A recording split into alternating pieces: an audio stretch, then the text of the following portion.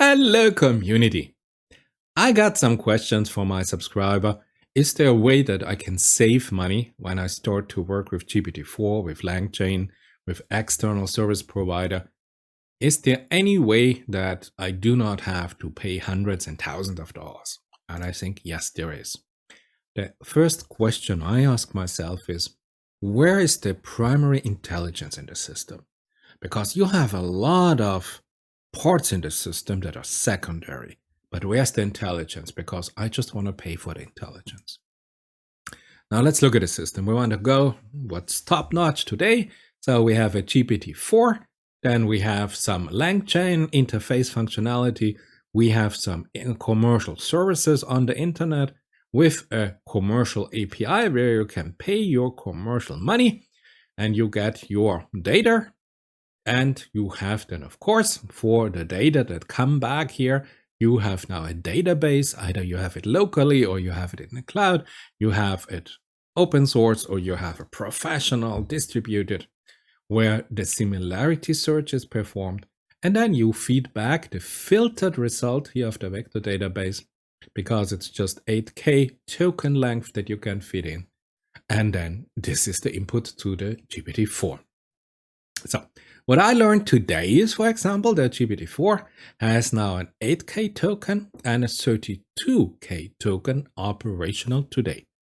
And as you see, the prompt input is this price and the completion, more or less what comes out of GPT-4 is this price. And I think it's interesting because the first time I see, normally I see a price of 0.00 something per 1,000 token. But today here, the first time that I see 0.1 per 1,000 tokens. So yes, of course, 32K context token is a lot of, but wow, it gets expensive. Well, of course.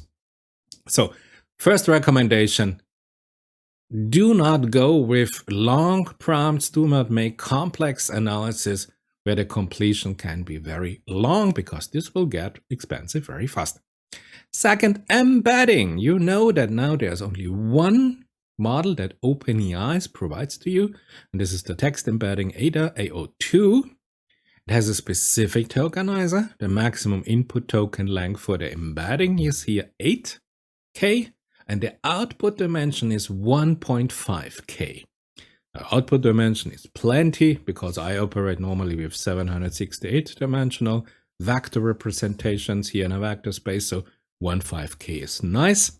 But of course, you see here, input token length is an interesting one because you remember we have to take care if we generate from this text here vector representation where we apply our splitter. But more on this a little bit later.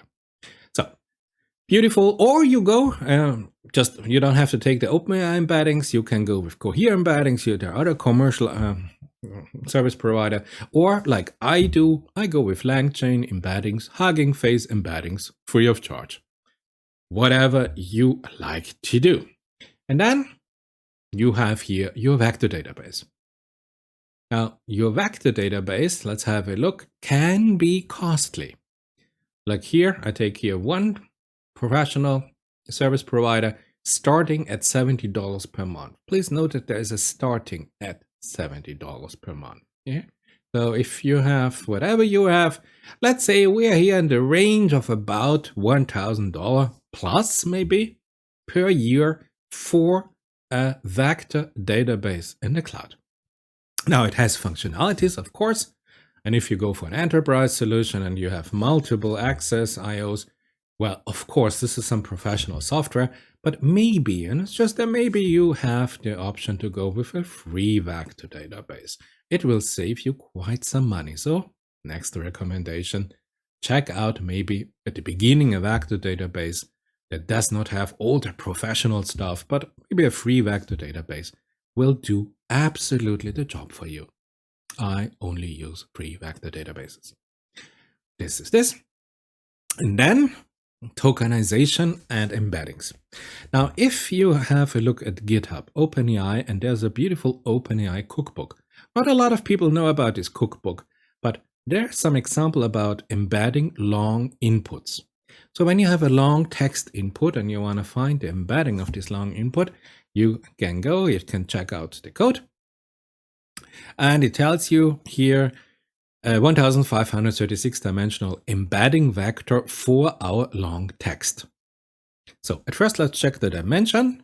1536 dimensional vector output. Yes, this is it. Okay, we are fine with this. But then you should think about, if you have up to 8,000 tokens, you get one single vector for 8,000 tokens. Let's say a word has 4 tokens. So you have 2,000 words. Let's say a sentence has 10 words. So you have 200 sentences and you get one content token for the vector representation in the embedding. This is not enough. So therefore, OpenAI recommends, hey, in some cases, I would say in all cases, it makes sense to split your text now, your chunks, on the paragraph boundaries or on the sentence boundaries. And I personally go with sentence boundaries because I want to have the content of one sentence in one vector representation in my vector space. I don't want 8,000 tokens in one vector representation. I mean, it's like that you say, describe to me the content of the book in one word. I mean, okay, you get the idea. So maybe sentence boundary would be a good idea if you want to have the object for your embedding. But even if I take care about the embeddings and I go with the free embeddings, I personally face a problem. Yes, I know I'm difficult, but you see, I'm working in physics and mathematics, in quantum physics, in computer science, whatever. Those embeddings, those commercial embeddings, have been trained on the pile, on C4, on Wikipedia, so on a lot of very general information. Now, you're not going to believe it, but in theoretical physics, currently we're not talking about a general chit-chat, but it is rather a specific topic with a specific vocabulary and a specific way. If you look at a mathematical proof, the text for the mathematical proof, if there's any text at all, it is rather specific. So, what is my problem? If I go now, let's say from LangChain embeddings, I import Hugging Face embeddings, and I go here with a sentence transformer model that's free of charge in Hugging Face. And I go here with all MPNet base version 2, which is a very nice model, by the way. And this is great, but you know what? This model is, of course, for the community, for everybody. So it has been trained on a huge database, on a huge array or huge amount of sentences, make it easy. So the sentence transformer has been also pre-trained and maybe even fine-tuned here on a particular, very general data set. Now this creates a problem for me because from this data set, remember, tokenize and everything, we create a vocabulary. And this vocabulary that we create, let's say 35,000 items in the vocabulary, 50,000 items in the vocabulary, but the rest we throw away. So if now in your general blah blah blah data set, you have no problem to have an English language conversation with 50k single words or tokens or whatever you have. But if you're now in chemistry, organic chemistry, and you have your complex molecular compounds, and the name of one chemical compound is 3 lines, you can be sure that maybe this vocabulary here for the general public is not the optimized representation where you start your embedding. The other time is the tokenizer. You choose to tokenize your content. You know, byte-pair encoding, you have the typical BERT tokenizer. You can go with unigram tokenizer. You have to find here, give your content a perfect tokenizer. And if you have this in a case where this has been trained just on the general public, and I do now a similarity search in my commercial vector store, look, this is my input, global dynamics, yes, yes, yes. And this is what a commercial vector database gives me as the closest topic to my question. chaos, agriculture, earth, and Jews. Now, even you, if you are not interested in science, you understand that this, what is my input, that these are not the closest mathematical, physical, agricultural topics, because this is just some general something. I don't even know what to do with this. So if the vector database gives me, based on this index back here, the top 5 answer, it's complete nonsense for me. I cannot use this system. This is non-performing. I tried with others, I tried it with another one. Here I get at least space, yeah. But spaces can be everything. So you see, if you work in a specific domain, maybe you should watch out if you use a very general vocabulary, tokenizer, embedding constructor that has been used for normal conversation. So what you do? Easy. Hey, we're in computer science. We build our own system. And you remember, if you subscribe, you remember, yes, I have a video about it. So in the middle, we have the transformer architecture from Google. And you remember that I told you the encoder stack of our transformer architecture is exactly what constitutes a BERT system. So we can use BERT for transfer learning, for continuous learning on existing data, when adding user-specific tasks and layers. This is BERT, an AI system.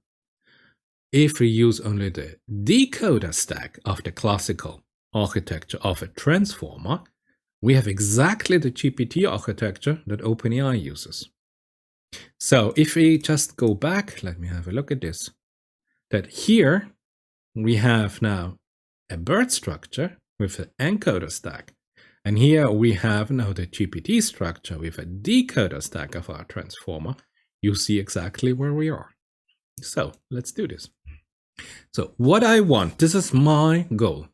I want from LangChain embedding import Hugging Face, and on Hugging Face I uploaded my sentence transformer on my data with my tokenizer, with my vocabulary, with the name My Perfect Theoretical Physics SBERT System. This substitutes the general vector store, and it's just an SBERT system. There's nothing to it. We can calculate here cosine similarity exactly like OpenAI does it. So 3 steps. Take an empty SBERT model architecture, just the layers, nothing in, it's empty. Pre-train this empty model on a lot of data, thousands of archive, preprints, physics, mathematics, whatever. So I went there and wrote a little program, and for the last years, several thousand scientific publications, just downloaded it. Pre-trained the SBERT model on it. And then it is so easy, because every month or whatever you choose, whenever new publications come out, 100 new publications per month, 1,000, never mind, you can go and you can fine-tune your SBERT model every month for 1 or 2 hours. You integrate the new data, the new connectivity, the new insight of science now. With the fine-tuning, we change all the weights in your SBERT model. But this SBERT model is rather small, because you only have it on science, and not on sports, and not on politics, and not on architecture or literature or French poems. It is just a science BERT. And if you have your specific domain, well, remember what I showed you about Bloomberg GPT. They decided to build the first domain-specific LLM for the US financial sector. This is exactly what you can do wherever you are interested to apply AI. And since I did it, I decided that I make a video and I show you exactly how I did it. So here's a video. I'll show you how to pre-train a BERT or a SBERT system in PyTorch, or if you like that you go with TensorFlow 2 and Keras, a different framework. I have here a video to pre-train and fine-tune BERT in Keras and TensorFlow. If you would like to learn more about tokenization, vocabulary, byte pair encoding, or BERT tokenizer, I have here 2 videos. And for fine-tuning and transfer learning and cross-domain transfer learning. For example, if you want to include now medicine, for example, into your domain, I have more than 50 videos on fine-tuning. You'll find those videos they have here as BERT 51, and they are numbered in chronological order. So if you want to do it, I have some videos out there for you to help you. So where are we today? So what happened now? Suddenly I don't have to pay $1,000 per year for a commercial provider because I have a much better, much more focused, locally available, high performance SBERT AI system here that runs on my data behind my firewalls, and I decide whenever I want to fine tune it or not. So I define the system, I have my embeddings, I have some adaptive embeddings, and those are purely domain specific embeddings.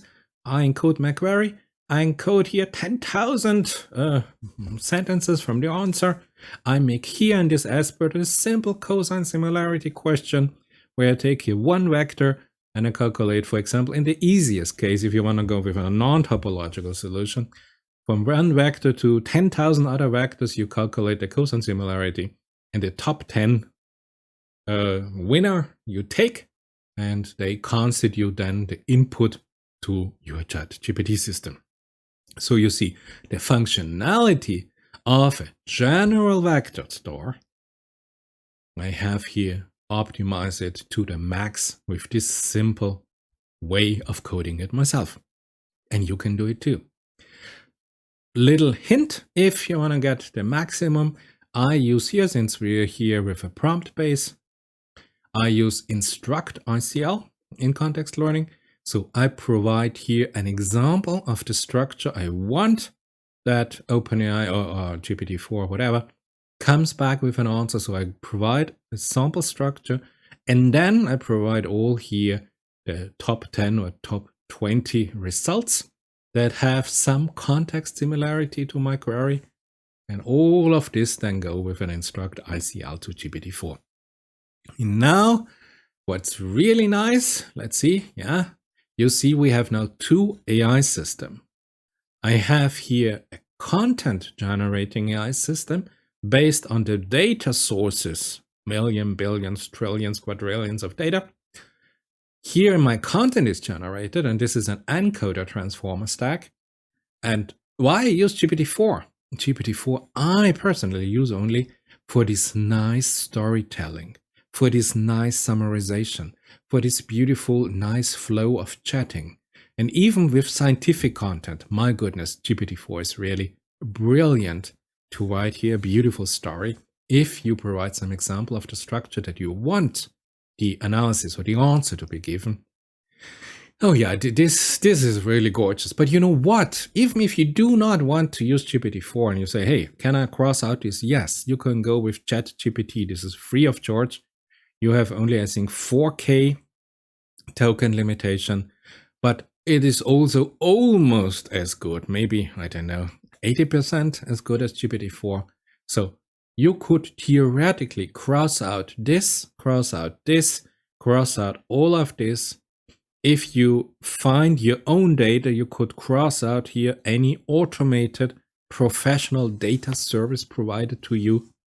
So if you really want to learn this, I hope I've given you some ideas how you can optimize your system and you save a lot of money that you don't have to pay external provider, but you can keep your money. You learn, by the way, as a side effect, perfect to integrate multiple AI systems together. However you do it, if you write your own commands, if you write your own tools, or if you use here some LangChain interface functionality, it's totally up to you. But you see the automation that you pay for, if you learn it, maybe it's a good idea. You start with manually coding everything yourself. And I've more or less experienced both sides. Believe me, it is really fascinating because you understand a lot more if you not just copy code and insert your credit card and press enter, but you really have to program it. You get a deeper understanding of the whole interplay of the system components here. this was it. I hope you enjoyed it. I hope some of your money stays in your pocket. I hope I've given you some ideas how you can save money. I hope you enjoyed it, you learned something, and it would be great to see you in my next video.